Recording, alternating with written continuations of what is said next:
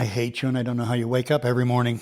I don't know how anybody can mistreat a child. He rides with a name that isn't his for a family that isn't his blood, and he means every mile of it. Before he ever put on a patch, he didn't believe the group was real.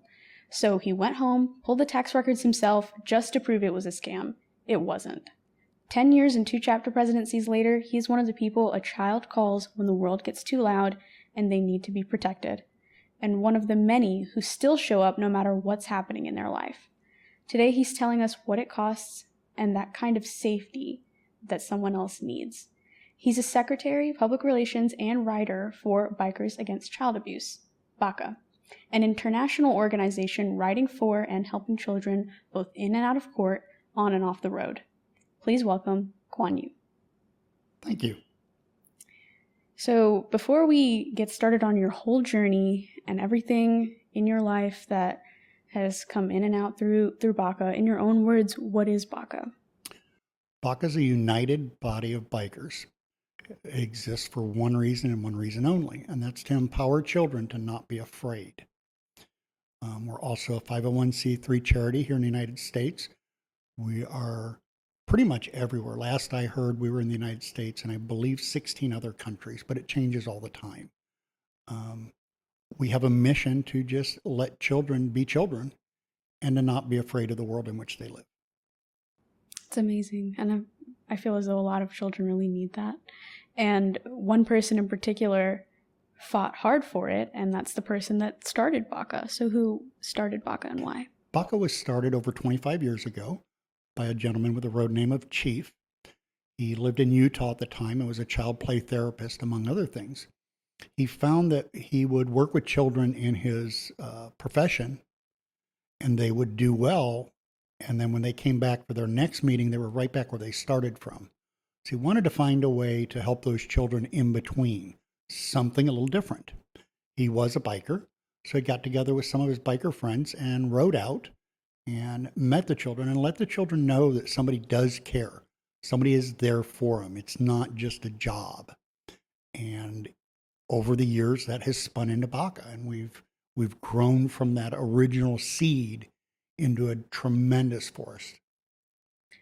And to grow from one seed into a tremendous forest, it needs to be planted in many different places. And one of the places that it's planted is in the Athens area, known as the Hooch chapter. So is there a history behind the chapter here? There is. The Hooch chapter was started about 5 or 6 years before I moved to Georgia. So they have their starting history, but it started off with a group of people got together and wanted to be a BACA chapter, and there weren't any around.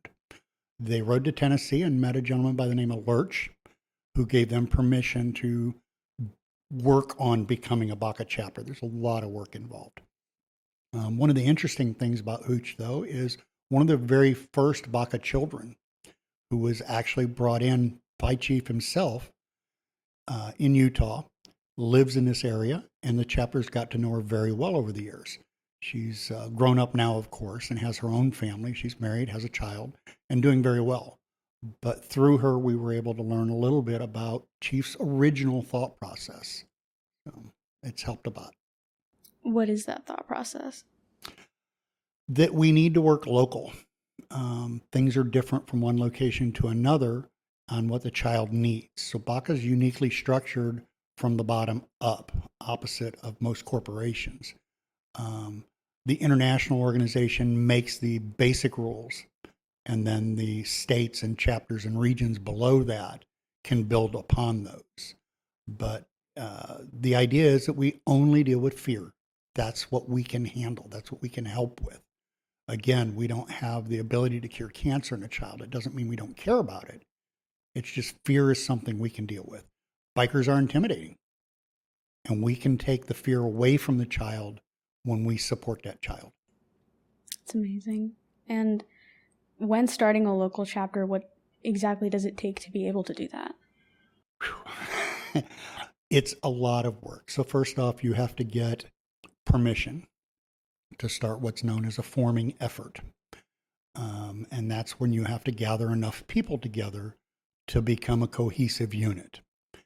I know in my adventure in Florida, it took well over 3 years between starting and getting patched. And that's 3 years of learning about the mission. We have formal training, we have online training, we have the hanging out with your brothers and sisters and learning how to do biker things. Not everybody is a biker. We get people in that learned to ride yesterday. We get people that have been riding their whole lives. Making a family out of that is tough. And you have to learn. And you have to learn how we do things and how the organization itself functions as far as, our finances are critical. We're a 501c3. You have to dot all the I's and cross all the T's. How the child liaison works, the local biker community, all those things. So it's a tremendous ordeal. For those that don't know, can you explain what a child liaison is? Child liaison is our main point of contact for children. Our child liaison will generally write out, once we get a call from somebody saying this particular child needs help, the child liaison will write out with about 4 other people and talk to the child, talk to the family, make sure it fits our criteria, which is pretty broad, but we do have criteria. Again, we work with fear. If the child's not in fear, we're not going to be able to help. Does the child want us to be involved? If the child doesn't want us, we're not going to make them take us. Will the guardian give us permission? We need the guardian's permission legally to be able to help that child, and a few other things. But our child liaison will be the first person to make that contact. Then he or she will recommend to the board that whether or not we take the case. The chapter board will vote. It's totally up to the chapter. The chapter board will vote whether or not to take the child in. And if we do, then we make arrangements for the whole chapter to go meet the child. So, correct me if I'm wrong, a chapter liaison is typically, or the child liaison is typically a child that has been a BACA child before. No. Okay. No. Can be anybody that's taken the training and has the right heart and mentality. You're often, as a child liaison, you're going to hear things people don't want to hear. Sometimes a kid will tell you what happened, and we don't shut the kid down.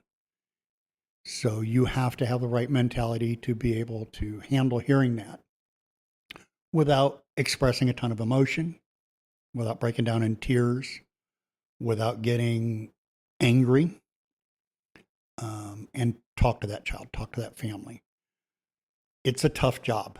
And it's also 24 hours a day, 7 days a week. Whenever that call comes, the child liaison is normally the person that answers. Yeah. So is there an age requirement within to be a child liaison, or can that be same as BACA? You have to be over 18 years of age.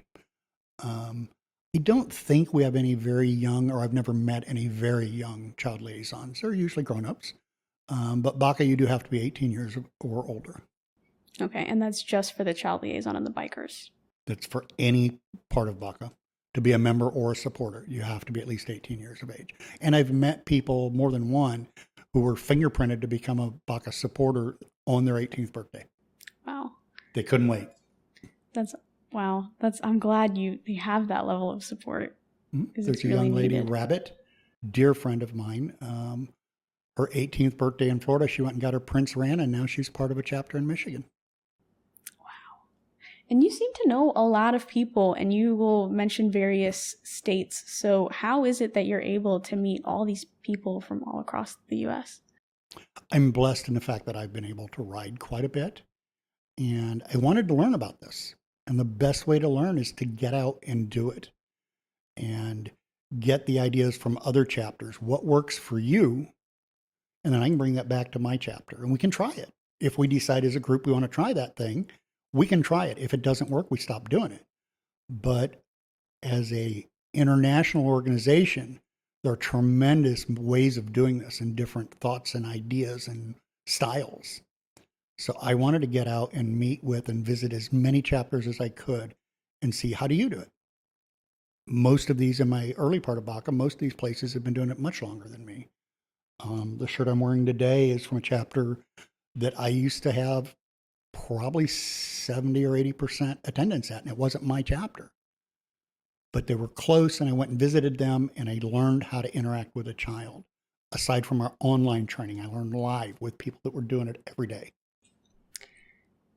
So, with that, you learned a lot about how to approach a child. So, how do you approach a fearful or anxious child? It does vary. Usually, when we go before we meet a child, we'll have a briefing, and the child liaison will give us a heads up on things. Hey, this child is really excited about the bike, so let's light it up when we pull in the neighborhood, and we will.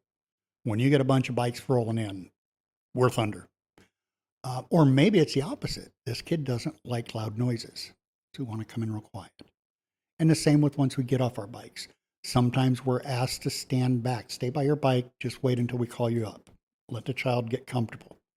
Other times the child's running at us before we put the kickstand down. So we get advice. Some of the other things are we don't generally smoke or cuss around a child. We're bikers. A lot of us smoke. Most all of us cuss. We try not to do that. We try not to be intimidating to a child. I'm not going to tower over. I'm 6'2", 250. I'm not going to tower over a child. We'll get down on our knees when we talk to them. Most of us, if we're wearing sunglasses, we'll put them up. The child deserves to see our eyes. There's a lot of little things like that. We don't give a child a hug. If they offer a hug, we'd like it. But we can do fist bumps, high fives, or waves, whatever works for that child. Every child, every situation is unique. That's amazing how you take that into consideration when interacting with a child. We have to start that bond. Yeah. And with that bond, it also comes with how you present yourself. And Kuan Yu is a very unique name. I've never heard that before with a biker. And you picked your road name in about 4 minutes. So what was going through your head in that moment, and how did you land on this? So I was asked what my biker name was, and I said, don't have one. I'd been riding for a long time, but just without a club or an organization. And a very intimidating, thin young lady told me point blank, you guys have all got 4 minutes. I need road names. So I had been a gamer, and Kuan Yu was a name I had used on gaming. Mm-hmm. So there it is. Most of the names in Baka are given to you, but we were a brand new chapter. There was nobody to give us names. But when you join a chapter, usually they'll find something unique about you, or different, or funny, and that's where your name will come from. Joker, Sippy, Squeaky, Hippie, Booger, Shrek are all friends of mine, brothers and sisters, who got their name for reasons. And there's a little story behind most of them.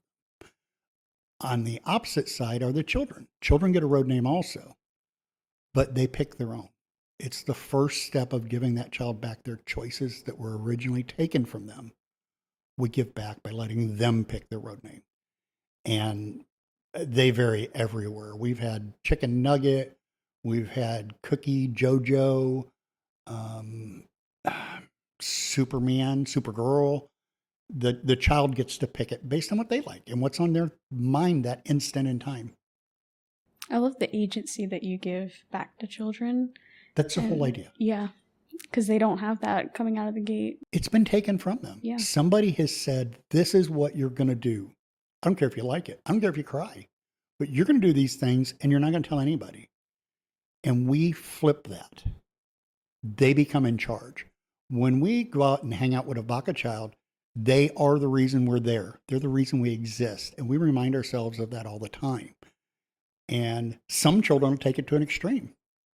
I've seen guys as big or bigger than me, very intimidating dudes, tattooed top to bottom, wear a tutu because a young lady said, here, put this on. She's in charge. Put it on in front of their brothers and sisters. We've laid down on the floor and drawn chalk flowers because the kids said, this is what I want to do today. And that's what we do. I had to teach another brother how to play Duck, Duck, Goose one time because he literally had never played it. And we went to visit a couple of Baka children, and they wanted to play Duck, Duck, Goose. And we got up and played Duck, Duck, Goose. So you're very intimidating to everyone, but your goal is to not be intimidating to that child. Correct. And you do that through various ways by giving them agency. Is there anything else that you do to get rid of that fear for the child towards you? Every child that becomes part of the BACA family is given two, we call them primaries, primary points of contact. So they're given the phone number for two members that are fully patched and vetted and picked for that particular child based on a bunch of criteria that they can reach out and call 24 hours a day, 7 days a week. And again, some of these kids take this serious. They will call you at 2 a.m. just to see, are you really going to answer the phone? Mm-hmm. Or are you lying to me like everybody else has? Yeah. And in this organization, you do answer the phone. It's not an optional thing. We ride. It's what we do. If the child calls us and there's a problem, we come out. We show up. It's the one thing we can provide. Some of these kids will hear a noise at night and they'll call and we'll get another member. We never show up alone. Always at least 2 people. We'll get another member and ride out, and it's a noise. It is what it is. It's the middle of the night. It's not a problem. But the kid is scared. We show up. Going back to your name, I can imagine, especially for the younger children, it can be harder for them to pronounce. So how do you handle that? I've heard it all different ways, and I usually go with whatever they say. I'm that way in real life, too. Although more people know me by this name than my real name, my government name. There were some kids in Florida started calling it Can You at one point, and I'd just reply, yes, I can. Wow, very empowering. That's the idea. These children need to be empowered. They need to not be afraid anymore. We want to work ourselves out of business. I don't think it's ever going to happen. But that's our goal. 1 in 5 children in this country are abused. We would like to help every one of them. Speaking of which, in helping them, one of your tactics is to eliminate that fear by fearing that fear, right? And a big part of you as a biker is your beard, for you in particular. Yes. So is there a story behind that? There is. I was a new president in Florida, and we had done a level 1, which we can talk about later, but it's when the chapter goes out the first time to meet that child, the whole chapter, not just the child liaison and a couple of brothers and sisters, but the whole chapter rode out. And at this particular one, we were blessed to have 4, 5, 6 other chapters ride out with us. It was a beautiful Florida day, and we probably had close to 60 bikes. At the end of it, the child called me off to the side and said, "You don't look mean enough to be the president of all these bikers." And he said, "What do I do?" He said, "You need to grow a beard like the rest of them." And I've not cut it since. I remember when you first walked in, you were like combing it. You tend to it. I don't take care of it as well as I probably should. And it probably looks rough now because I did ride to get here. But that's where it started at. Mm-hmm. And I will keep it until that child tells me to get rid of it. And I'll probably never see that child again. So the beard's here to stay. You take that very seriously. I do. I keep my word, both personal and BACA, is extremely important. You are who you say you are. And in the biker world, that's your entire reputation. If you're a liar, everybody knows it. If you're a snitch, everybody knows it.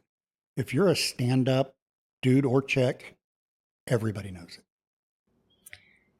Going back to what you were mentioning about level 1 and having that united front with the child, I've heard that there's a system of levels of intervention. Mm-hmm. So for context, these levels of intervention are not based on the child, but rather how BACA riders respond or act. And can you describe what these levels are? What happens at a level 1? Because you mentioned like all these bikers are coming in. And like, I guess, describe it to someone who's never heard of it. So level 1 is once the chapter is voted to accept the child into the family. Yeah. We put word out, usually to the whole state or region, depending on where you are in the world, and sometimes neighboring states. If we have one that's close to, here in Georgia, if we have one that's close to the Carolinas or Alabama, we'll let that state know. Anybody who's a part of BACA is welcome to come to the level 1. It is the first time the child meets all of us, or as many as we can sonder up. We meet somewhere close, not too close, but we meet somewhere close. Child liaison will have a speech. Hey, this is 3 kids this time. Here are their names. Here's their ages. What we don't hear is what happened to them. That's none of our business. We just have to trust in the board and the child liaison made the right decision. But here's their names. Here's their ages. Here's any triggers or important information. This child has a disability and cannot do ABC. The road captain will usually talk also and say, this is a route we're going to take. We have to be careful for construction here or whatever. We want to get there safe.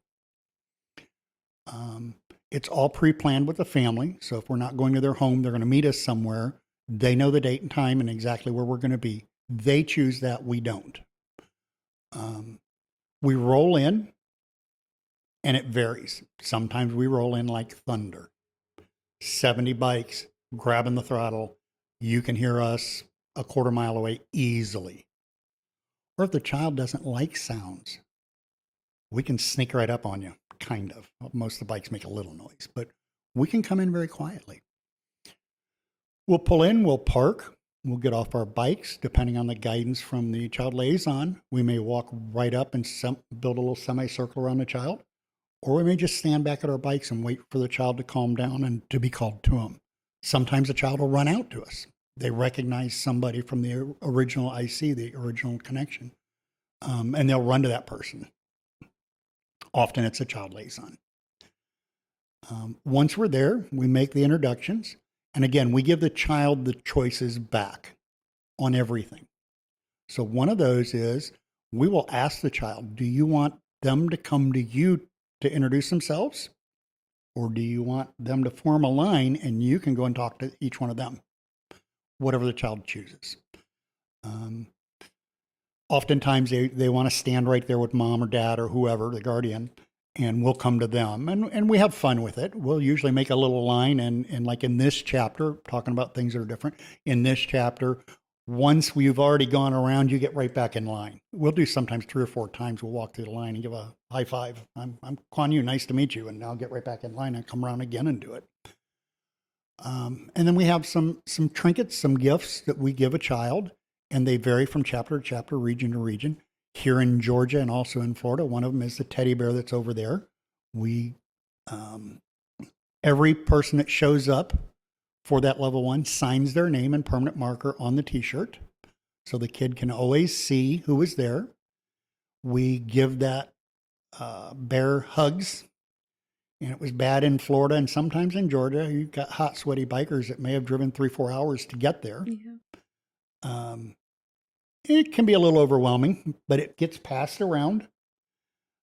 Comes back to the child. We give them a book bag and a blanket, pencils, bracelets, all kinds of little things, pins, and there's a little story behind all of them. So children won't lose.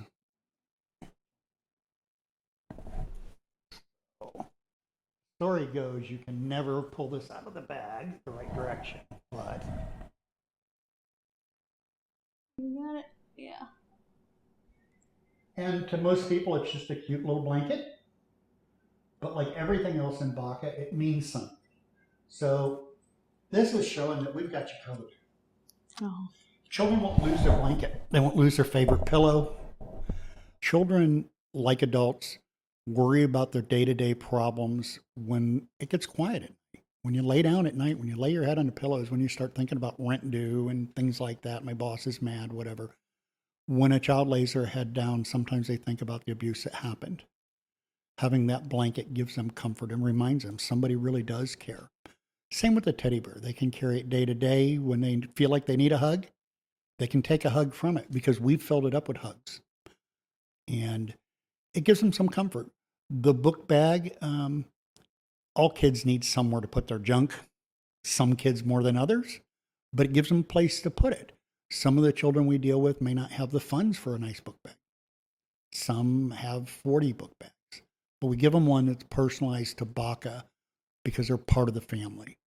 And thought goes into all of it. The pins that we give them normally come directly off our cuts. Sometimes we'll tell the child, this pin has 40, 50,000 miles on it. It's met 8 other children, and now it's yours. So it's not just an item, it's a full meaning that the child can carry with them. It's a meaning. The children need to know that there's some interest here, that we do care. And you mentioned how the teddy bear will collect hugs, right? And Yes. I've heard that We you guys pass it around to Mhm. everybody. Everybody there hugs it. Everybody there signs it. We sign it in permanent marker. So the child has a list of all the names of the people that they met that particular day. They may meet more. They may run into those people again. They may never see them again. But everybody, at least in this state and in Florida, we sign the T-shirt. And it gets crowded sometimes. Hopefully shows the child how much they're watched over. It does. And later that night or the next week, they can sit down and read all the names and go, I remember that one. That's right. That was her. So.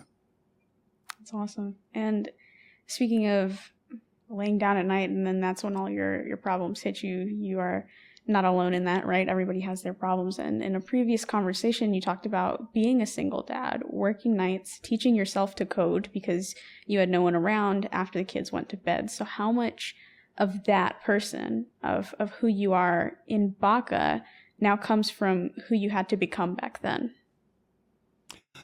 Not a whole lot, other than the fact that I had to be true and honest to my children.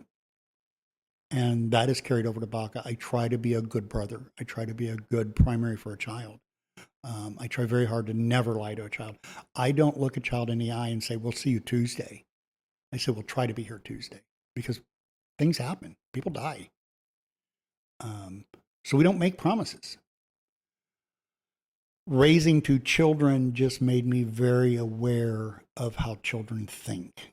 And that has helped me in Baca to relate to a child and understand a child, although they're all different. Every child is unique. My children were unique. I'm curious if you've ever brought up the fact that you are a father yourself to any of the children. It's came up. I don't bring it up, but they've asked me before. And I'm honest. I'm either honest or I tell them it's not your business. And I'm not going to say that to a child about most things. So if they ask, I'll tell them how old the children are if they're curious. I'll tell them who the children are if they're curious. I don't put up walls between me and Baca children. So if they have questions, I'll try to give them an appropriate answer. Some things, I've had children, I carry a pocket knife. I've had children before, can I see your pocket knife? No, you can't. That's not appropriate. Why do you carry a pocket knife? Well, it's a tool. So we want to give them answers if they ask a question, but they have to be appropriate. Kind of like we don't cuss in front of children. You and I talked before this. You know how I normally sign. There would be a lot of beeping. But I'm treating this like I do when I talk to a child, because there might be a child listening. I hope there is. And you don't just talk to a child in a private setting or in their own home or in a Baca chapter. You also go out with them. You go and they might have a birthday party, and you and your biker buddies will come in, and they'll be at a bowling alley, and you and other riders will be there. So how does that, you have to be appropriate, right? And sometimes people will just walk up to you guys like complete outsiders, and they'll be like, oh, what's going on? And they'll try to talk to a kid. How do you approach that? So twice a year in Baca, every chapter does both a winter and a summer party. And those parties are not for us as the members. They're for the children and their families. Recently, we did one at a bowling alley, and we had a bunch of Baca children and their families show up. And we paid for bowling for everybody and a little bit of money on arcade cards so they could go play in the arcades. We stand guard. Now, we also bowl with the children if you want to. They want their primaries to bowl. We bowl. Sometimes we win, usually not. When the general public comes up, our attention needs to be on the children. So we'll generally hand them a trifold, tell them who we are, and ask them to go away politely. And if that doesn't work, then we'll generally get a little intimidating and they'll feel like they need to walk away. Our children are here to have fun in a safe environment, and that requires that we control it. We don't want to hide them. So yeah, we do take them in public. The bowling alley was open. Now, we've also done private functions, but in that case, it was open to the general public. The kids can go talk to whoever they want with mom and dad's permission, but the general public doesn't get to come talk to our children. They've got to walk through us, and that's not going to happen. And there's a trifold sitting right next to you. Can you say what normally is on the trifold and how people can get it? The BACA mission statement is printed on there along with some general information. Help desk phone number can be answered 24 hours a day, and that is international. So if you call that number, international will answer, and they will filter it down to the closest chapter to you by country, state, region, city, county, whatever they need to. But that message usually goes from the international phone number to a chapter within 24 hours. There's not a lot of wait time. Somebody's going to get back to you pretty quickly. So it's just some general information. Almost every BACA member carries them. We carry them, most of us, in a plastic bag in our cut, so we can hand them out wherever we may need to. Okay. And you seem to be very obviously knowledgeable about this entire organization, which is funny because you were originally skeptical, right? You're skeptical when you first heard about BACA. So what made you skeptical, and what made you actually then go check instead of just walking away? I had rowed for many years, and the idea of any organization or any group of people doing something out of the kindness of their heart is odd to me. People generally aren't very kind unless there's a reason behind it. And we're nice to our boss because they sign our paycheck. So I didn't have faith that this was a good organization. I went to the first couple of meetings. There was not a chapter around me, so I drove to Orlando and met these people and talked to them. And then I went home and searched the web. I actually, and you had mentioned it before, I pulled tax records that first year and looked at where did their money go? What are they doing? Who's making money off of this? After doing all my research, I found out that they are who they say they are. We are 501c3. Almost all of our money goes directly to children. Now, some do go to trifolds or stickers or tattoos that we give out, temporary tattoos. But the majority of our funds goes directly towards helping children. No BACA members are paid. When you become a member, and that was part of my thought process, we spend a lot of money on gas, brakes, tires, meals. You're away from home. You've got to eat.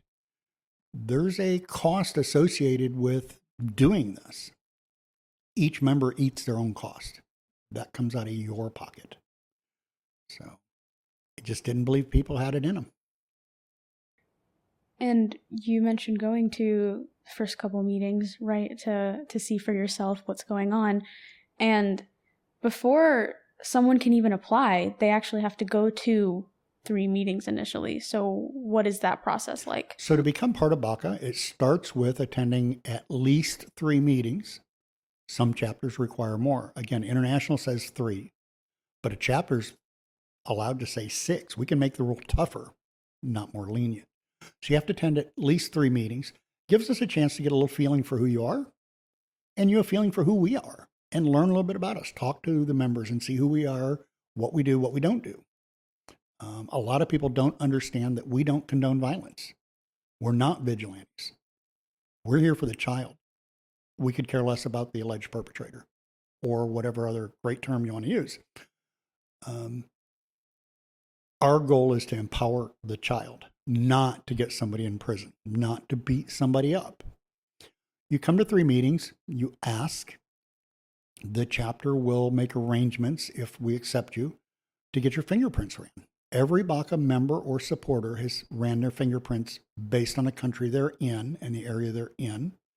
Here in the United States, we do an NCIC background check, same as you would get for any government function or to get a handgun or something like that. And international doesn't allow anybody with child abuse, child neglect, or domestic violence to be part of the organization. It's not a chapter decision. That's wrote in stone. Those things are not allowed in BACA. Once that has passed, then you can become a supporter. As a supporter, you have a minimum of 14 months of hang-around time before you could become a member, a full patched member. You must be a member to be on a chapter board, to do any chapter positions, to be a primary to a child. Those things require a member and not a supporter. And those 14 months are taking training, working with the chapter training officer, working with chapter board and the chapter members to learn about how we do this mission in this area. So it's a drawn out thing. It's usually about 2 years between deciding I'd like to be a member and being eligible for a patch. Okay. And what makes you eligible for a patch? A vote of the chapter board. It's that simple. You have to have your good attendance, obviously, and you have to have shown that you're a good brother or sister. You have to have shown these people in that 14 months, we get to know you. We'll know your family. We'll meet your wife or your husband, your friends sometimes. Sometimes we learn where you work. It's hard to be somebody else for 14 months, especially in the environment we are. We're writing together. We're doing things together. You're going to make an off-color comment. Somebody's going to hear it, and we're going to know. At the end of that, your sponsor, you'll have a sponsor during this time whose job it is to get you squared away and straight and teach you how to do the things that we do. Your sponsor will recommend to the board that you become a member, and the board will vote. It's one of the very few things that takes a unanimous board vote to pass. All 5 board seats have to say, yes, that would be a good member. And what goes into a patch? Like, can it be anything, or is it a very specific patch? The back patch? Yeah. It is very specific. They look mostly the same, but each chapter has their chapter name where we can do that. There are places that don't. It goes on your back, and it becomes very dear to you. You work very hard to earn it. If you'd like, I can show you mine. Sure. So that's a back patch, and you can see on mine it says Hooch Chapter at the very bottom. So that's actually my second patch. My first one was Space Coast from Florida. They're unique to the chapter. They are tracked very, very closely. We don't let patches disappear. If you see a patch, that person has a right to it. And they're treasured. You work hard to get that patch, and it means a great deal to you. We don't ever wash them. They should be cared for just like the organization. My patch, no patch should ever hit the floor. My patch has a special place I hang my cut when I come home. It may go on the kitchen chair for a little bit, but then it gets hung up with the patch facing out. There's nothing touching it. It's shown respect, like a lot of people would show their religious book, be it the Bible, the Quran, whatever. That's kind of how I treat my patch, and most people should. It's important. It represents what we do. It represents all the miles and all the children that we've rode for. Not just me, but every chapter in the world is represented by this patch. When I wear it, I have to wear it with pride and respect. This is a bit random, but would you say that in Baca there's a very diverse group of people, or at least with the people that you've worked with? Extremely diverse. I've met every religion. I've met every ethnicity. I've met people that are very, very, very brilliant and people that were not so bright. I've met people who were walking millionaires. And I've met people that didn't have money to put gas in their bike to get home from meeting a child. But what's interesting is that particular member rode out knowing they could not get their bike home that day. The priority was getting to see that child that day. On the ride home, they pulled into a gas station, meaning to leave their bike there and hitchhike home. And when we found out, some brothers and sisters put gas in that bike. But I have met every type of, we're just a slice of the population in the world. We're a little bit of everything. It really brings in when you say we're family. We are. We are family. I know a friend of mine in Baca who has traveled the United States by picking up the phone and calling other chapters and going, hey, I'm going to be in your neighborhood. You got a couch I can sleep on? And has traveled from Central Florida across to at least Utah. I've done that myself a couple of times. Your family, if you've got a back patch on, you'll be treated like family in this organization.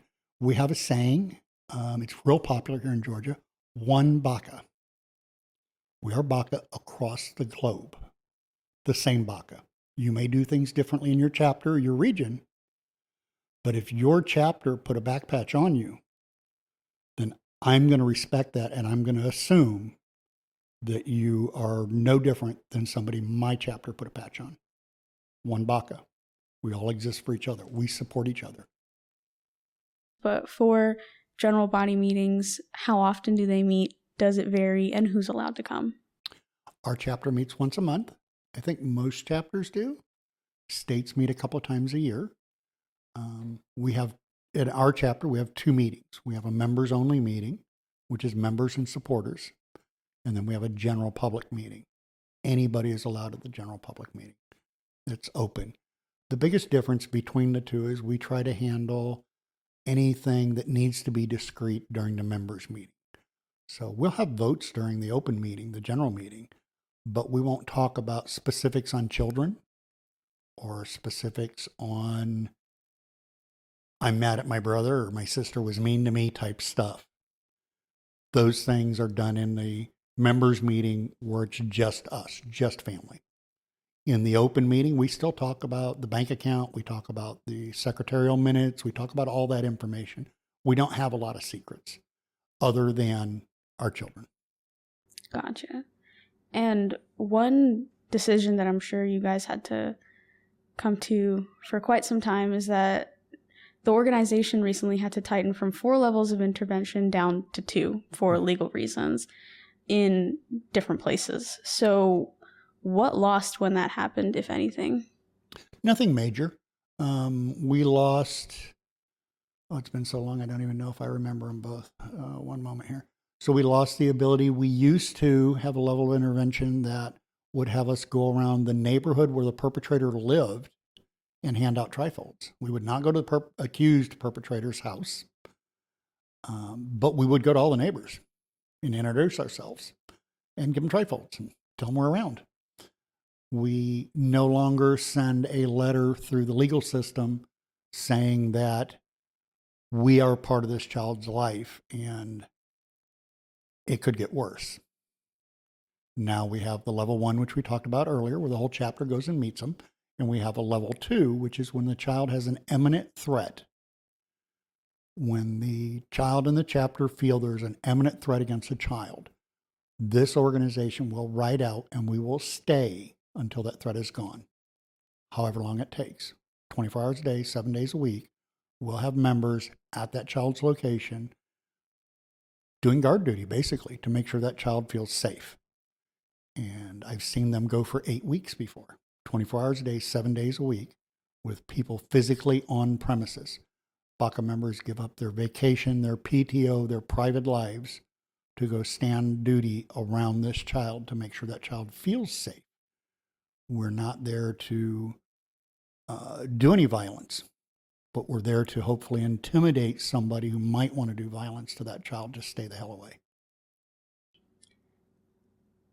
What's your most extreme story of that instance? The most extreme story I've been involved in, and there's been a few, would probably be when I was in Florida. Level 2s are very rare. It seldom gets to the point that there is an imminent threat against a child. Our job should have handled that long before. But there was a situation with a child in the state of Florida, and it went for, I believe, 6 weeks. And we actually at one point had to transport the child from escort, not transport. She was old enough to drive. She drove. We put bikes in front and behind the car. And we got her from the west coast of Florida to the east coast for a long weekend and then back to the west coast. The entire time, that child was never left alone. We kept people at the home where she lived. And she was a little bit of an older child. Like I said, she could drive. She had a job. She worked at a local restaurant. When she went to work, we sent 6 bikers with her to work that stood out in a parking lot during her entire shift. We didn't bother any customers. We didn't go in the restaurant. But we positioned ourselves where we had a good view of everything and stood out there so that she could go to work and not have to worry about, is this person going to show up? They were going to see us and turn around before they got there. We also needed to have people at her home so that when she came home, she didn't have to worry about somebody being behind her shower curtain or under her bed. So we had, I want to say we required like 10 members full time for 6 weeks. I'm curious, what do you want to say to the kids out there that want help from BACA but are worried no one will come, their situation doesn't apply, or they don't have a way to reach you? Have a guardian contact us. Give us a call. We do care. We're everywhere. If you make a call and you don't get a response, call again, but you will get a response. We care. It's the only thing we do. There are thousands of us who only do this to help a child. I don't do this for the back patch. Those people are filtered out in that 14-month period because we do get people that want to come into it to be a big bad biker. That 14-month period throws those away. Every member of BACA that I've ever met in my life, not all of them I've liked, but everyone I've ever met in my life has wanted to help a child. So if you're in a situation or you know a child that's in a situation, get a guardian to call. Make the call. Give us a shot. We'll be there. A lot of the time, unfortunately, with a child, the guardian can be the abuser, right? And so if a child is trying to contact you, but the guardian is the bottleneck, especially since you can't really interact with a child without the guardian's permission, how do you navigate that situation? We cannot. If you're an abused child and you have to sit down and have dinner with your abuser, there's no way I can get rid of that fear. That's impossible. So we need you to be safe. We need you to find another family member or another grown-up or another adult and get us involved. But if the child is living with the perpetrator, we can't help. We can't deal with that. The perpetrator needs to be out of the house in order for us to eliminate that fear. Again, if you can imagine being a child that's been abused, or even an adult that's been abused, if you've got to sit down every day with that abuser and have breakfast, there's nothing anybody in the world can do to get rid of that fear. You mentioned talking to another family member or an adult. Has that ever played out where a child has a guardian as the abuser, but then they talk to a teacher and then you get involved? Yes, I've not that scenario, although we have had teachers that were the ones that got it started. Teachers would let the guardian know, the guardian would call. We've had teachers call us, which is fine also, and we've gotten the information, reached out to the guardian. It's a legal thing. You know, if a bunch of bikers show up to visit your child and you've never met any of them, it's probably not going to end well. Yeah. So we do need the legal permission to do this. We have had cases where the guardian of the child was the abuser and they went to a grandparent. And the grandparent has taken legal means to get guardianship and make arrangements and get us involved. Gotcha. So there's workarounds. Yeah, there are ways to do it. It's just you've got to try. You've got to find that one adult that can help you. Our hands are tied legally until we have permission from the guardian. We can't just go visit random children. Right. And you mentioned that, like, when you do get on a case and let's just say you become a primary, you've mentioned that kids call their primaries years later, even after they've grown up and moved on. So what does it mean to you when one of them calls, not because something's wrong, but just to talk?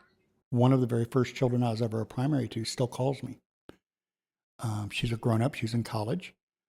And it's kind of funny because as BACA members, we're not told what the problem was. The child liaison may know, but we don't need to. We just need to know that child's in fear.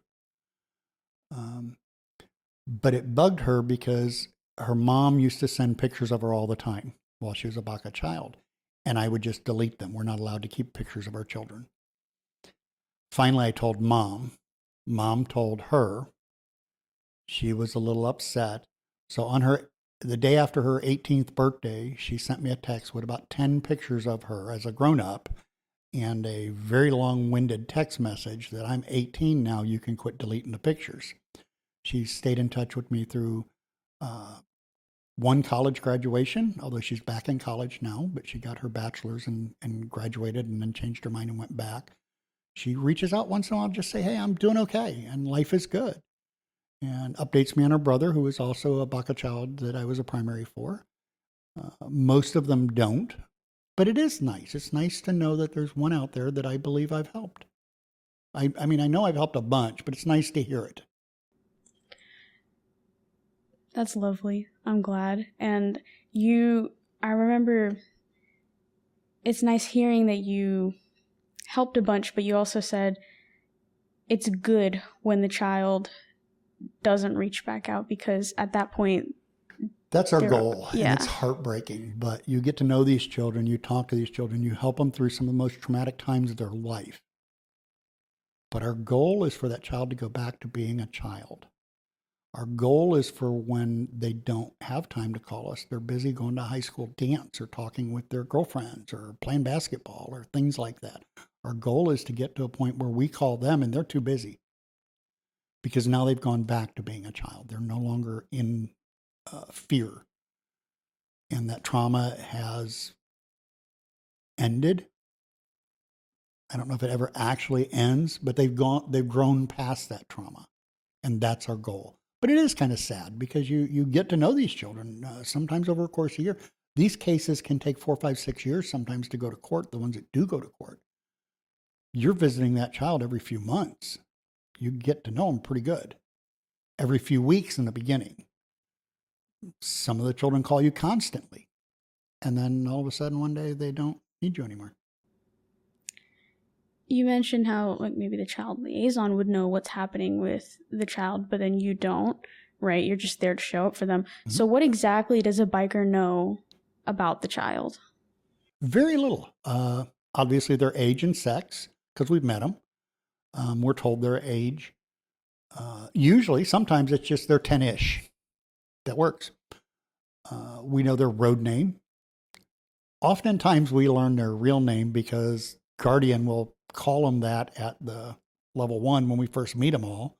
They'll be like, "Hey, Susie, come here." And then the whole chapter will usually speak up and go, "Who's Susie?" That's Supergirl, or whatever the chosen name is. The child chooses their own biker name. And that's the only thing we refer to the child as. If the child tells us more than that, that's okay. There's nothing wrong with that. But we don't ask, and it's none of our business. You said that this organization will break you within a year if you have any heart at all. What was the first case that actually broke you? There have been a few. That I guess I've toughened up over the years. Like anything else, you see enough of it, you kind of get immune. But there have been a few. We had a young lady who was physically abused and required surgeries.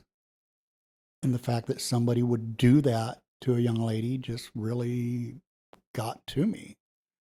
We've had some where the child's situation just sucked. They were in a home where nobody cared, in a rundown trailer. You worry about that child. Sometimes you hear the child will share what happened.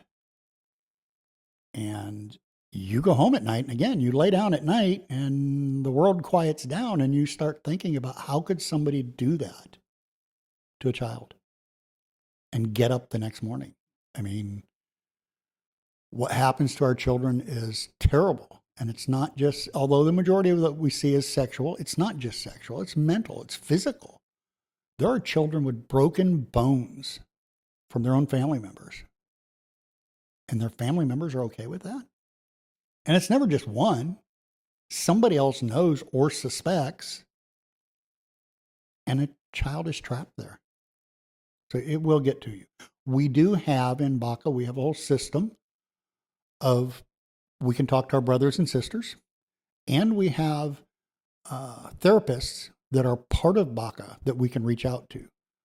We can pick up the phone and call, and we're free to speak to them. Not that there's any, again, we don't know the child's full name or things like that, but we can tell them, hey, this particular child, Cupcake, said this, and it's really affecting me in these ways.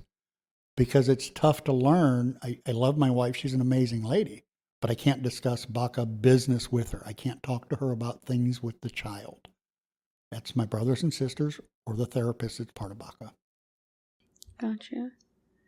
That makes sense, right? Yeah, we have to keep their, we have to be discreet about who they are. One of the reasons they have road names is I can say things like JoJo or a Cupcake, and it could be your neighbor, and you would never know.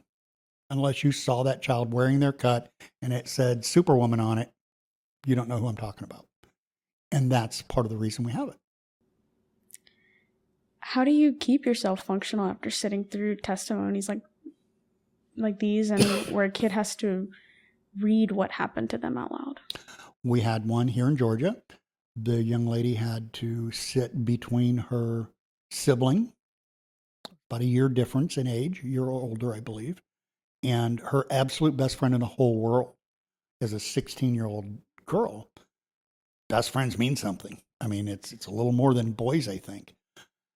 Sit between the two of them in court while everything was discussed, not in generic terms, both in medical terms and in what was physically written down, notes that were taken by both her and the perpetrator, her diary, things like that, describing brutally what had happened to her while sitting between her older brother and her best friend at 16.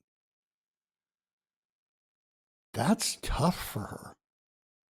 That has got to be hard for her. And in the meantime, the Baca chapter sat around her in that courtroom, and we have our court face. We don't cry. We don't show emotion. If that child looks over their shoulder to you for support and you're crying, you've failed. So you have to have a court face. You have to just suck it up and deal with it. And afterwards, at the debrief, there's a lot of big hugs. There's a lot of conversation. It gets to you.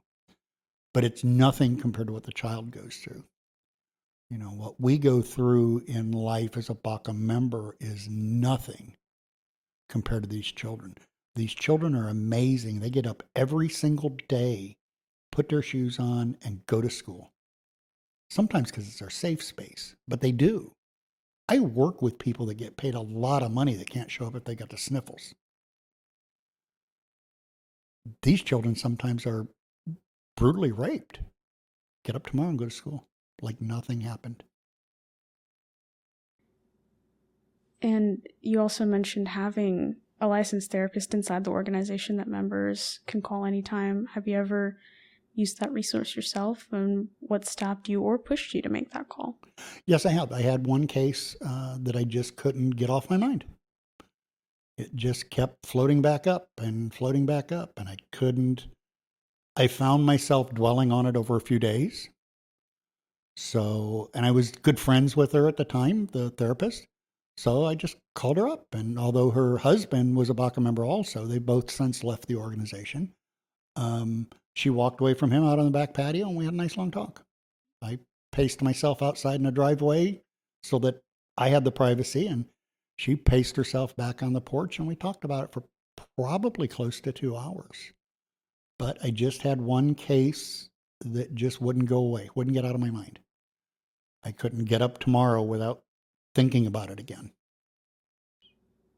It's very interesting that in the worst ways, where you couldn't get up thinking about that child, but that child has to get up knowing and living that situation. Child acted like everything was normal most of her day. Again, she got up and went to school every day. She hung out with other young ladies who didn't know what happened to her, and she never told. And consequently, it's the one who's called me from college. She always felt it was her. There was something wrong with her that caused it to be done. It wasn't until one of our winter parties where she met other children that she realized it had nothing to do with her. The person that did it to her was the demon. They were the problem. And she realized that. But for some reason, her case, because of something she revealed to me, just stuck in my mind. And I couldn't get rid of it. And talking to a therapist helped. For a child that might be listening and now is hearing this, like, oh, what I'm saying to you affects you that much, maybe I shouldn't say it to you, then how would you respond? That was a case very early on. I'm still doing it. So that's your answer. Yes, it bothered me. It should bother every human that hears about it. Should be bothered. The human that did it should be bothered. The only person that shouldn't be bothered by it is the person it happened to, because they had no control over this. She had no control over what happened to her. The person was physically, financially, and mentally overpowered. She had no options. She's the one person that shouldn't be bothered about what happened. But every other human in her life should have been just furious and terrified of what she went through. So yeah, it bothers me. If it didn't bother me, I wouldn't be part of this organization. It's that concern that drives us forward to make sure that the next person hopefully doesn't have to deal with it, or at least not to this extent. Call us so we can get involved before it gets that bad. But if it's already that bad, call us. We want to help. That's what we do. And I have met more than one member who got all the way up to getting a patch and stepped away from the organization because they just couldn't take it mentally. It does happen. Most people know, but it does happen sometimes. I've worked with patch members who cannot sit in a courtroom. They can't do it without breaking down. So guess who's watching the bikes today, guys? Gonna have 2 patches out there making sure nothing happens to our bikes. They still show up. The kid gets to see them. They'll walk the kid into the courtroom. They'll turn around and go watch the bikes. People say that whenever somebody is getting bullied, right, the bully is the one that is guilty, but then there's a third person, the person that's watching and choosing to do nothing. They are guilty as well. Do you believe in that? Yes. And BACA doesn't deal with bullying. We deal with fear and so there was a huge thing in BACA a few years ago discussing this. Part of the problem is bullies are usually 2 children. How do I, as a BACA member, intimidate the child who's bullying to make the other child less fearful? And you just can't do it. So we do deal with the adult part of it. Or physical sexual. We have gotten involved in cases where a child abused sexually another child. But it's a sketchy area, and there's usually conversations outside of the chapter level on those. But I do believe anybody who knows a child is being hurt should speak up. I believe everybody has a duty to. And in some places, including Georgia, in Georgia, every adult is a mandated reporter. By law, if you see something, you have to report it. Every single soul over the age of 18 in Georgia. Unfortunately, not all states are that way. But in this state, you can be charged if you know a child's being abused and you didn't speak up. But your moralities, your integrity should get you to stand up. Somehow. Children need to be protected against this. They're defenseless. They can't pick up and move. If your life goes upside down tonight, you can change colleges, change careers, pick up and move. You can be gone by Tuesday and start over somewhere new. If you're a 14-year-old child, you can't do that. You're stuck where you are. Every single soul has a duty to protect a child. And that's just the way I feel about it. I'm very proud of the family I'm in because all my brothers and sisters got up this morning and every morning with the idea that we're going to try to prevent child abuse. We're going to try to help a child, every single person. And if you ask people on the street, do you agree with child abuse? Nobody does. But ask them, what are they doing about it? And nobody's got an answer. We all have the answer. In this organization, we're all doing something every day. We're trying. Whether it's doing the interview with you, or meeting with a child, or taking a phone call from a child, or doing chapter business. You know, I'm the secretary. I take notes. I'm not real good, but I try. That's doing something to try and help that child. I'm organizing. I'm getting this group together. I'm doing something to try and help a child. Every single soul on this planet should do that. 1 in 5 children in the United States are abused. I don't know statistics for other countries, unfortunately. But if you know 5 children, statistically, you know one that may be getting abused, and you should do something. For anyone that might be listening, what can the average person do to help a child in a potentially abusive situation, even if they're not in BACA? If you're a biker, get involved in BACA, or you like to ride. You don't have to be a biker. But there's also a million other organizations that exist to take care of children. Find one that works for you. YMCA, Big Brothers and Sisters. There are religious organizations. There are horse riding organizations. There are all kinds of organizations in your community that could use your help, whether it's a couple hours a month or a couple of dollars. In your community, there's somebody who could use your skills doing whatever you do to help a child. Get involved, help a child. These people are our future, literally. These are the people that are going to take care of all of us at some point. These are the people that are going to make the next laws.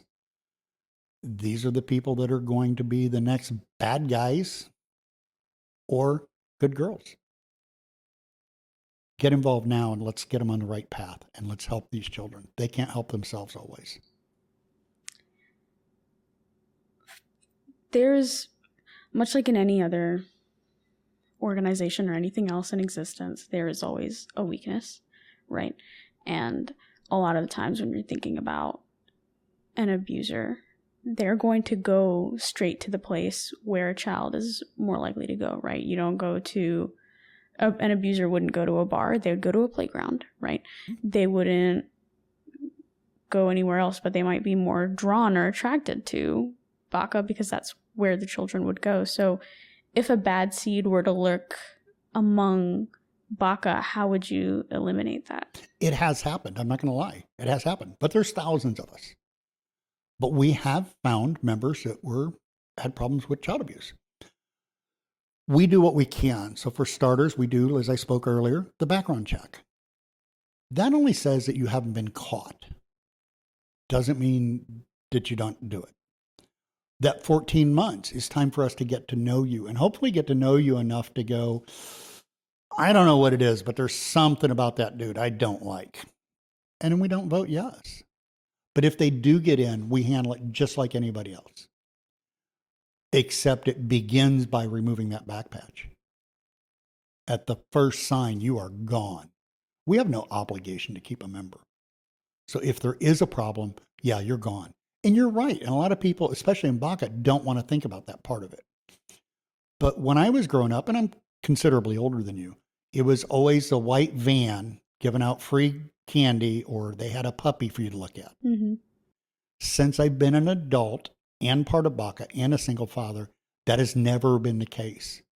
It has always been a family member, a preacher, a teacher, a coach, somebody the entire family trusted. Mm-hmm.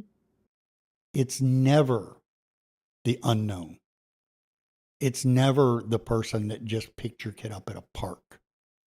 It's somebody that your family has given permission to hang out with this child. That's how they got alone with them in the first place. I mean, if you're a parent, you don't let your child just hang out with random stranger grown adults, but you will with the uncle or the friend of a friend or the preacher or somebody like that, the teacher. Those are the people you must be suspicious of, including my organization. If you've got a doubt about a Baka member, call that number. Call the helpline. Let us know. We'll put an end to it. We aren't like most organizations. We're bikers. We'll put an end to it. And we'll put a quick and very fast end to it. You'll be shunned, among other things, but we will get involved. We've done it for other biker organizations. My chapter has done it for other biker organizations.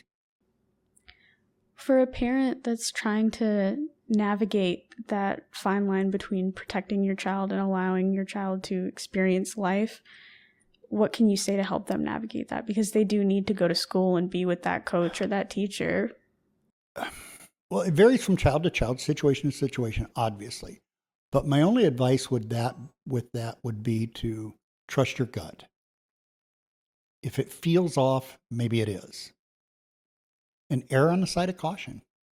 I mean, if you get that creepy feeling about somebody who is shown an interest in your 12-year-old daughter or son, and you get that creepy feeling, act on it.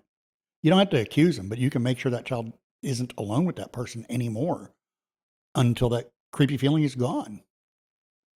You can flesh it out a little bit. find out more about that person.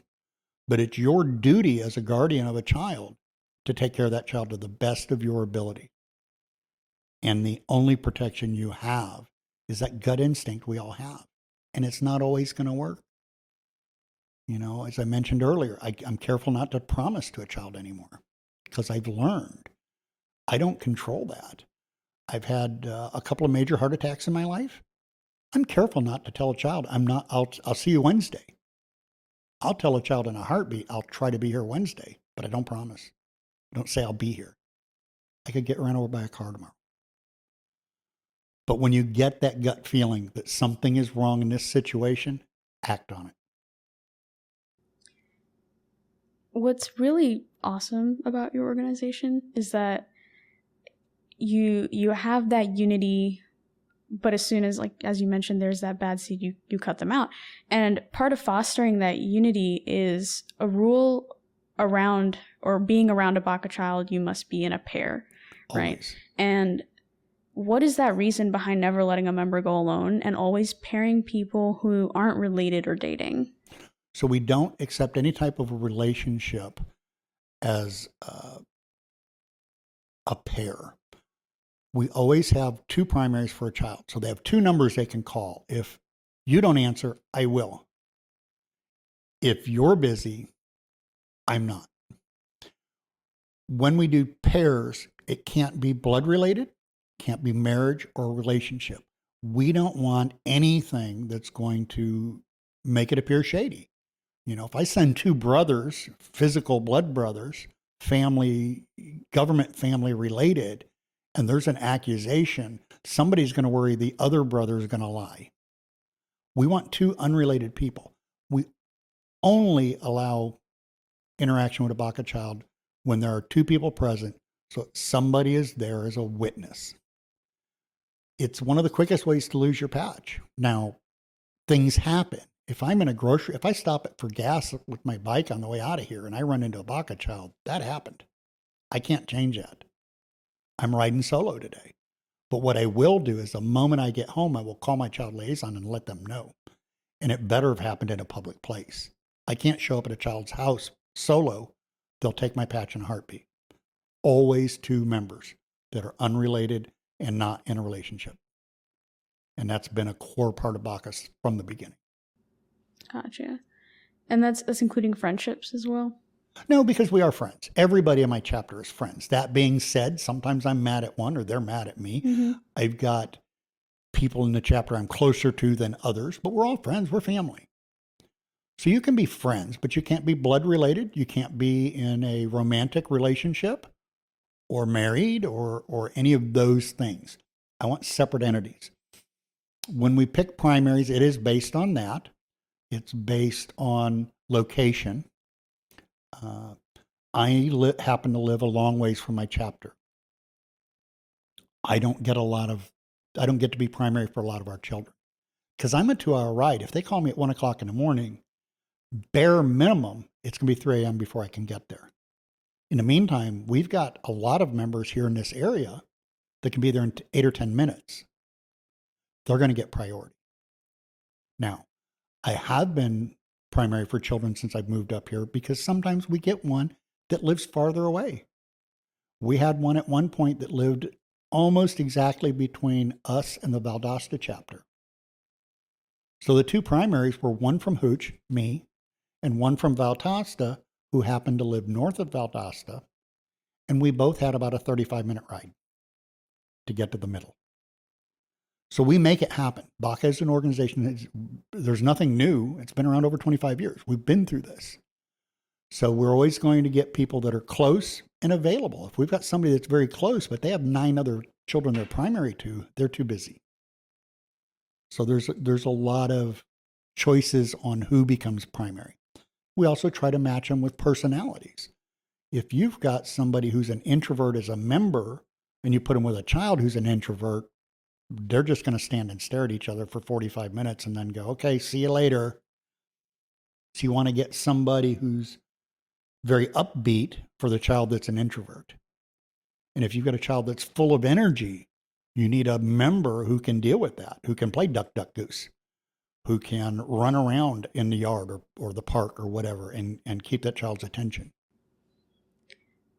What has changed most about Baka since you joined, whether that's the rules, the training, or just the culture? Mostly the rules, although all of it has changed. But when I first got in, even as a biker, I could have sat down and wrote all the rules down on a piece of paper. I want to say there were 10 or 12 pages at most. Now we could fill binders with the rules. In the 10 plus years that I've been in, we've just had to write more. We've grown. When I first got involved, we were in one country. Our laws were pretty easy to deal with. We now have to deal with Canadian and French and German and all these other laws. So the rules have to change. We've also, because we're a subset of society, people will walk right up to the line and say, well, I'm on my side of it. So we've had to add new rules to say, yes, we said you can't do that. But we also did mean this and this and this and this, because over the years, somebody did something that was against the idea of the rule, but not the letter of the rule. We've also become much more corporate, and we're getting back to being more biker. But as we've grown and things have happened, we've gotten bigger, we've gotten more levels. Used to just be chapter, state, international, which was just this country. We're Americans, everything's international to us if we're involved. Now we have chapter, state, region, country, and international. A lot more levels to move things through. We've gotten much more positions. We only used to have a trademark that was one girl. You could pick up the phone and call one sister and get a ruling on a trademark. Now there are entire committees at multiple levels that you have to go through for a trademark. So we've gotten much more corporate. But the needle swings. So we have gotten too far corporate, so now there's a big push to get us back to being more biker. And somewhere there is a sweet spot, and we're just hunting it. We're trying to find it. We can't be just biker. We have to keep records. We have to meet laws. We have to do the business of Baka. But our mission depends on being bikers. So over the 10 plus years that I've been in, that's been the biggest change. The mission hasn't changed at all. I think word for word, it's exactly what it was when I joined. The mission is the same. Our code of conduct has not changed. And it's very simple, and it's very short, and it's very small, and it's very sweet. And it is, you will uphold the integrity of the mission and the organization. That's the entire code of conduct. But boy, does it cover a lot. Integrity is a huge word. And it's tough to keep your integrity. I don't care who you are. You have to strive at it. It doesn't happen naturally. So those things haven't changed. But we have become much, much larger, more corporate. And we've learned a lot. We've learned to do things different ways. There wasn't a blanket when I first got involved. That was an idea one chapter came up with, got permission to do. Another chapter saw it, said, that's an amazing idea that really helps our kids. We want to do it. And it grew to the point where now international is our provider for the blankets. We've learned, we've grown, we've found new ways to do things. When I first got involved, I was told if a child ever talks to you about what happened, shut them down. That was a rule 10 plus years ago. Now the rule is if that child has chosen you to talk to, shut up and listen. Don't ask a whole lot of questions, but don't blow them off. They may only choose one person to speak to. We're here to deal with that. Swallow it and deal with it. So it has changed. It's grown. It's evolved. Not always for the better. I mean, we've had some growing pains, but we've worked them out. Enough people care. Everybody in the organization does care, but we all have different thoughts on how to get there. So you mentioned a lot about the growth and how things went really corporate and now they're going back to bikers. So if you had to guess, where do you think Baka needs to grow or change most in the next 10 years? And what does it mean to go back to biker? I think getting back to more biker is the biggest place we need to work on. Going back to biker, that means being able to look at your brother and sister and call them out, whether they're the international president or the guy who got his patch yesterday. We're family. And as family, I should be able to correct you because I love you, not because I want to pick on you. But my goal as a patch member is to make every other patch member the best primary for a child. I don't strive to be the best member in my chapter. I strive to be the best member for my chapter. There's a big difference in a couple of letters. Being back to biker means riding in the rain, riding in the snow. The first time I rode in the snow, I'm a Florida boy. First time I rode in the snow, it was terrifying. And I rode 2 hours before I saw my first brother or sister from my home to the meetup. And some of that was in snow I'd never ridden before. I've got a big bike. It's not meant for snow. But when that child calls, you throw your leg over it and you go. That's the one thing that we have. That's our skill set, is showing up. Whether it's a phone ring or the child needs you, you show up. That's our only skill set. That and being big, ugly bikers, some of us ugly. Being bikers means getting back to this is what needs to happen, rules be damned, within guidelines. I mean, there are some rules that don't ever need to be broke. 2 patch members, that never needs to be broke. But sometimes you get into gray areas. And we need to get back to saying, was it good for the child? If it was, you're excused. We need to get back to holding each other accountable. If your attendance sucks, it sucks. And as bikers, we should be able to look at you and say, hey, tighten it up. So it's subtle differences. We're not trying to be a hammer club or an MC club or a 1%er, the bad boy bikers. That's not what we are. And we shouldn't ever be. We're not role models either. Bikers aren't role models. Most of us smoke. Most of us drink. Some of us don't have the biggest set of morals in the world.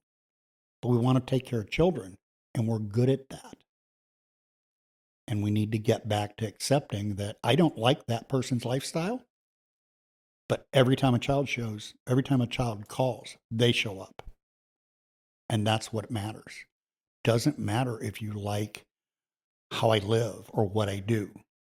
What matters is, how do I react to the child?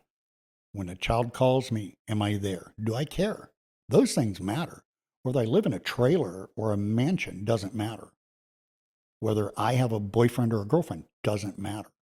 What matters is, will I show up for that child? You know, we take children on from all ethnicities, all religions, all styles. We have children who are gay, queer, bisexual, whatever.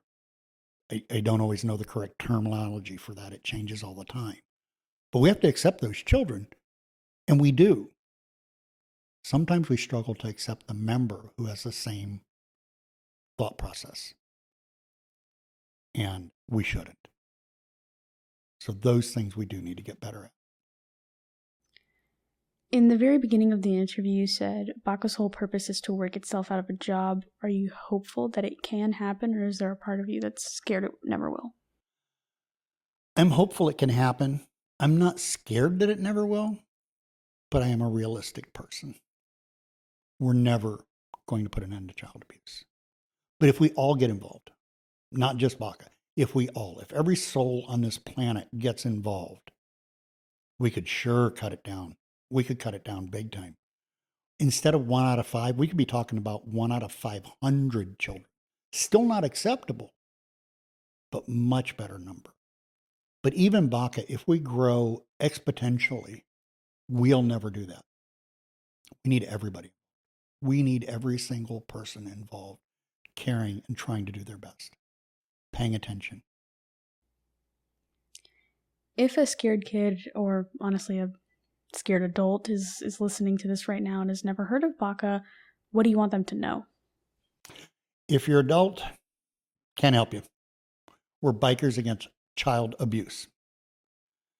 If you're scared for your child, pick up the phone. We don't cost anything. Most chapters have funds that can be used as a chapter decides to use them to help a child, whether it's paying for a psychiatrist therapy or horse riding therapy or martial arts therapy. We can make that decision as a chapter to help with that. Now, we're not going to help with your bills. That's somebody else's job. There are organizations that will do that. We're not going to help every child with therapy. We're not unlimited. We fund ourselves, and our donations are minimal at best. We have chapters that do this entire mission on under $500 a year. So it's not a lot. But you have to make that call. You morally must reach out and ask for the help and give us an opportunity. And even if you're somebody watching who is involved in helping children, if you're a teacher, part of a religious organization, somebody who is actively working in the field of children, let us help you. We help police officers. We help guidance counselors. There are limits to what a police officer can do to help a child. We don't have those same limits. When I talk to police departments about us being able to help them, one thing I point out, children call with fear. Some of these children will call every night at 1 o'clock because they hear a noise. No adult in the house heard the noise. Probably didn't happen. But the kid is scared. The police will roll out the first 2, 3, 4 times. Dispatch quits sending them. We can't send an officer every night at 1 a.m. I can send bikers every night at 1 a.m. for 6 freaking months if we need to, if that helps that child feel better.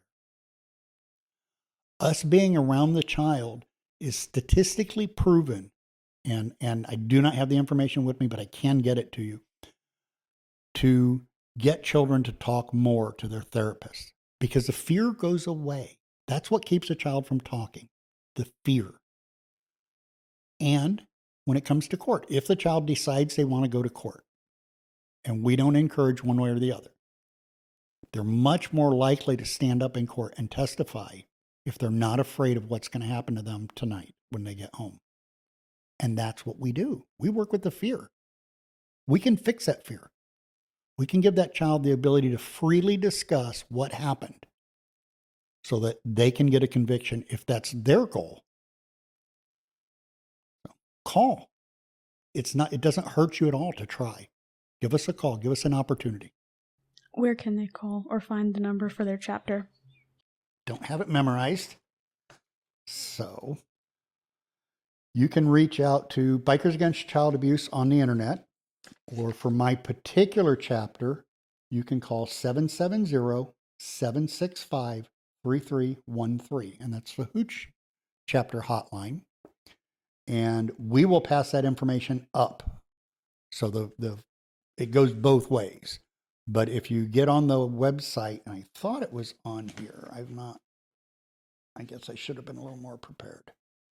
It is not, but you can get on the website. Oh, I'm sorry, it is. I'm a biker. 1-866-71-ABUSE, ABUSE. 1-866-71-ABUSE, or bacaworld.org. That'll put you in touch with the international, and they can find the local chapter. If you don't know what your local chapter is, they'll find it for you. If it could be this one or that one, and you live directly between them, they'll work with both those chapters to see who can meet that child's needs best. And we'll get back to you right away. If a potential perpetrator were to be watching this, what would you want to say to them? I hate you, and I don't know how you wake up every morning. I don't know how anybody can mistreat a child. I've not always been the nicest guy in my life. I've mistreated some grown-ups. I've very much mistreated some big grown-ups. I tend to speak up for those that aren't able to speak up for themselves. I'm the guy that if somebody's giving a girl a hard time in a bar, I get involved. That's been me my whole life. I couldn't imagine ever doing that to a child. If I say something a child takes out of context to one of my own grandchildren, I apologize and I mean it. How do you abuse a child? Even though all children aren't innocent nowadays, and some of them have grown up a little too fast, in my opinion. If you're an abuser, get help. Get help. Stop. Because at some point it will stop for you. And since I've been part of this organization, I'm very happy to say I have been to court cases where people have gotten more than double life. And I'm happy when it happens. Don't abuse children. Find somebody your own size. I'm a pretty big dude. I'm easy to find. I'll be happy to take the beating. And I talked to the therapist about this one time because I can't understand, I can't grasp or fathom how somebody can abuse a child and live with it. And the best she could explain it to me that made sense to my little brain was if I understood that, I'd have to be an abuser because it's not rational thought. It goes against everything we've ever learned, most of us, from day one. I'm glad you don't understand. Me too. Me too. And I've given up on trying to. I never will. It makes no sense to me. I loved my children. I still love them as grown-ups. My youngest child is over 40 years old now. I love my grandchildren. I have met some little kids that were jerks. Pick my words carefully here. But I've never met a child that was bad. And I meet a lot of children. Misunderstood, mishandled, misdirected, yes. Bad, not once. I've met some bad adults. A lot of them. What qualifies someone to be bad? Morals, intentions. To, I guess, ask you my potentially final question. This podcast is called Chasing Glass. Clarity doesn't always come gently. Sometimes the glass has to break. What does that mean to you based off of everything you've lived through and everything you've seen these kids go through? So, and I'd asked you where the name came from, along with your road name, which will be my first and last question. It's a great name because when I first heard it, Chasing Glass meant nothing to me.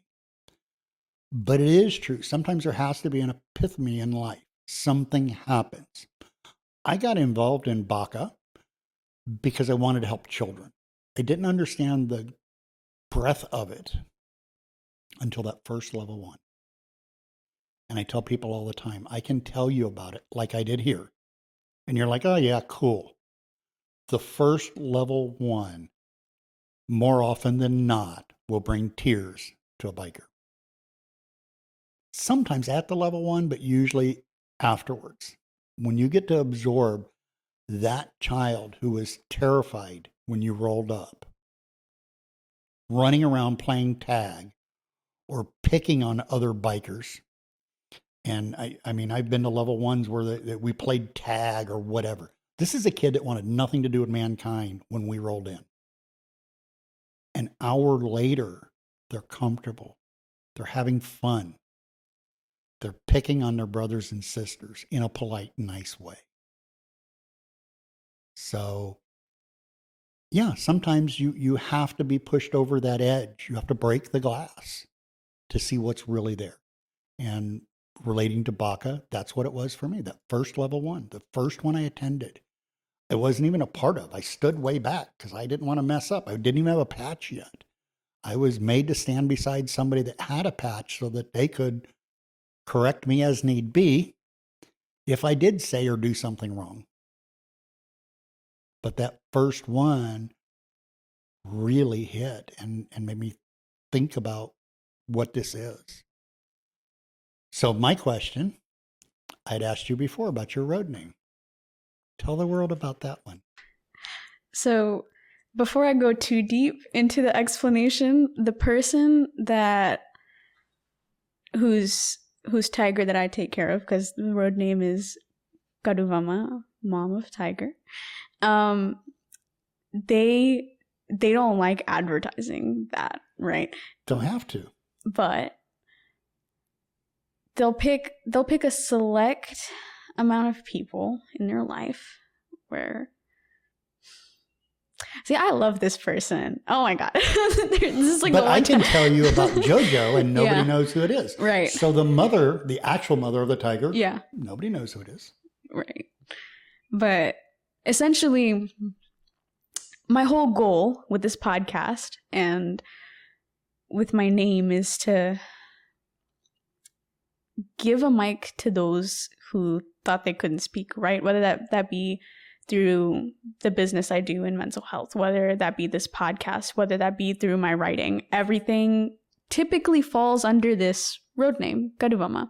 And it comes in my language, Malayalam, which is a language from India. And that name symbolizes that, because at the very essence, the very core of what I do is just trying to take care of people that feel like they're helpless, but they're not. And that's the beauty of like giving people back the agency that they may or may not have, and taking care of them even when they can't. And tigers are a big part of my culture and my family. So the fact that I just happened to run into this person and now I'm taking care of that tiger is just pure coincidence. And as I've grown to get to know this person more and this tiger more, it really made me realize what it meant to show unconditional love, and I will carry that with me for the rest of my life. It also shows a lot of trust that you've earned. Yeah. Oh, yeah. And the world is smaller than you think. It may not have been a coincidence. Yeah. It's a tiny place once we get there. Oh, yeah. But thank you very much for giving me an opportunity to talk to people about this. I'm not getting anything out of it other than we can't help a child who doesn't know we exist. And it's as simple as that. So thank you for helping us let children and adults know that we exist and we're here for them.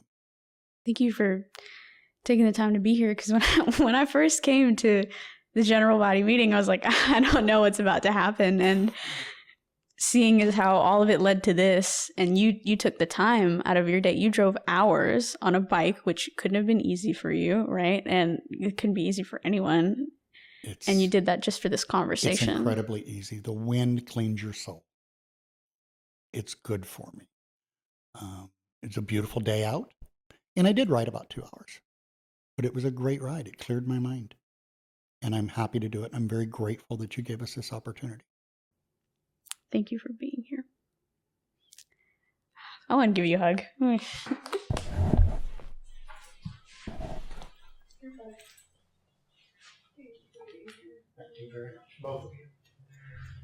Kuan Yu is a road name, and some identifying details have been withheld or altered at his request. His story, much like many other bikers of Baka, are so inspiring. For example, one biker named Kazue adopted a daughter who was a foster child that he brought in. She grew up and became a licensed clinical social worker whose first supervisor was the caseworker who placed her with Kazue. If you need resources of Baka, please feel free to email, message, or reach them in any way to get connected to a local Baka chapter. Their website and number will be in the description below. There will also be more resources listed at the end of the episode. If you need help connecting with a therapist or just need someone to talk to, please reach out and we'll be happy to help you with that as well. Take care.